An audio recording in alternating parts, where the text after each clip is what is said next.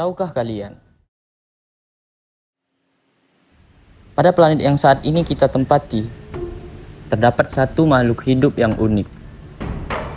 Ia memiliki insting bertahan hidup, memiliki nafsu, memiliki tubuh yang kompleks, dengan sistem organ dalam dan luar yang beraneka fungsi, dan memiliki akal pikiran yang tidak dimiliki oleh makhluk lain di muka bumi ini. Dan makhluk tersebut adalah manusia. Hai, selamat datang di Semalaman, dan perkenalkan, nama saya Farhani atau kerap disapa Aan.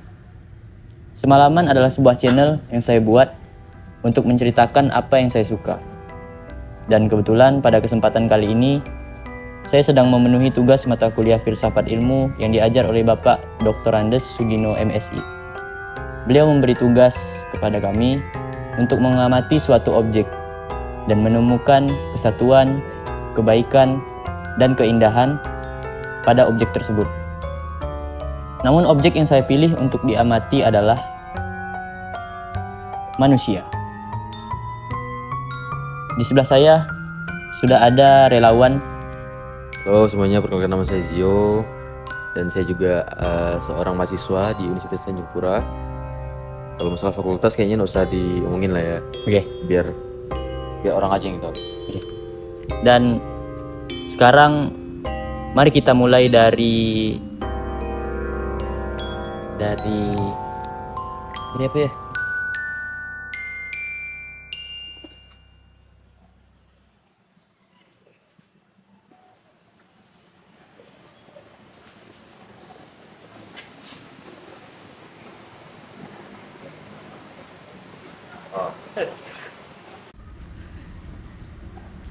Apa itu manusia?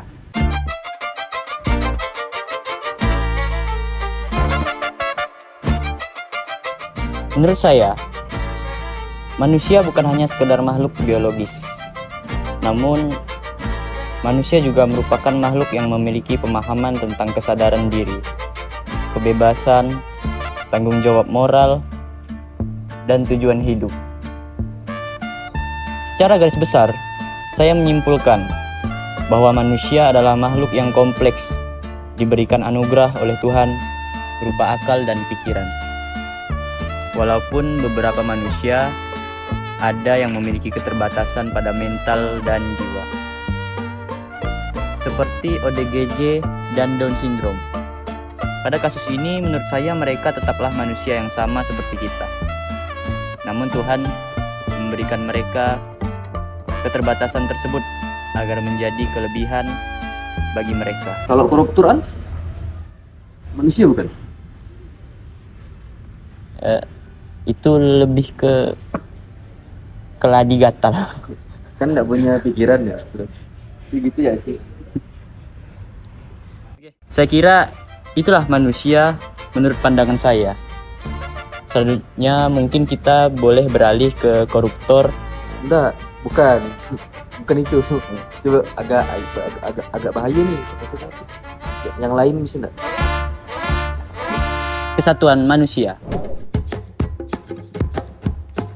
Manusia adalah kesatuan dari jiwa dan tubuh. Tubuh tanpa jiwa adalah mayat. Betul. Jiwa tanpa tubuh adalah arwah. Maka dua hal tersebut saling melengkapi dan merupakan kesatuan yang diciptakan oleh Tuhan. Manusia tidak dapat dipahami hanya sebagai entitas fisik atau rohani, melainkan sebagai kesatuan yang memiliki dimensi material dan spiritual yang saling terkait. Jiwa memberi arah moral dan spiritual kepada tubuh, sementara tubuh menjadi tempat bagi jiwa untuk berfungsi di dunia material. Selain itu, menurut saya manusia juga bagian dari kesatuan alam, karena beberapa elemen alam ada di dalam tubuh manusia. Dengan jumlah yang besar seperti oksigen, karbon, hidrogen, magnesium, besi, dan masih banyak yang lainnya.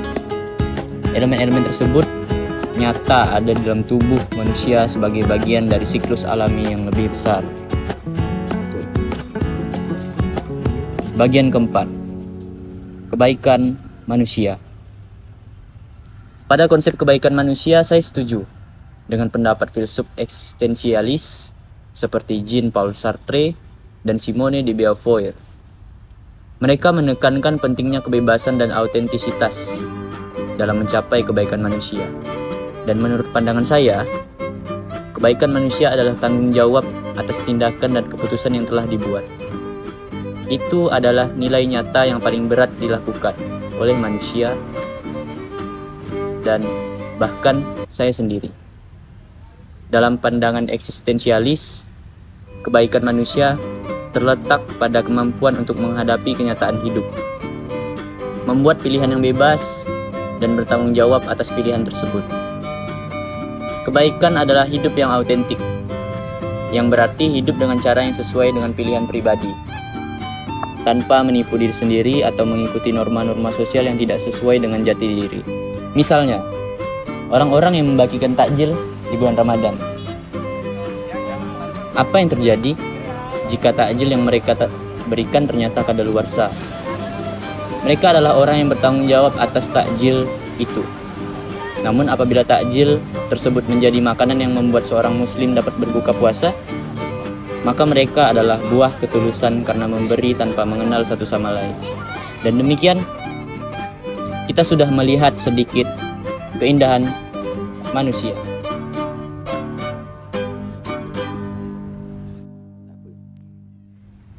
Manusia diciptakan dengan rupa wajah, warna kulit, dan fisik yang berbeda-beda. Masing-masing manusia memiliki keindahan ideal bagi mereka sendiri. Ada yang berusaha memancungkan hidung. Ada juga yang ingin perawatan agar dapat memutihkan kulit. Hal itu dilakukan agar manusia dapat memiliki keindahan yang ideal bagi mereka. Tidak ada yang salah selama bertanggung jawab atas pilihan tersebut. Memang pada dasarnya manusia diciptakan dengan kekurangan dan kelebihan. Karena dua hal tersebut termasuk bagian dari keindahan manusia. Seperti contoh, di pusat kota, kita melihat beberapa orang melakukan aktivitas olahraga. Ada yang bersepeda, berjalan kaki, dan sebagainya. Itu mereka lakukan agar memperoleh keindahan dan kesehatan fisik. Namun, keindahan manusia tidak hanya sekedar keindahan fisik. Tanggung jawab moral terhadap sesama makhluk hidup dan alam menjadi keindahan yang paling penting dari keindahan fisik.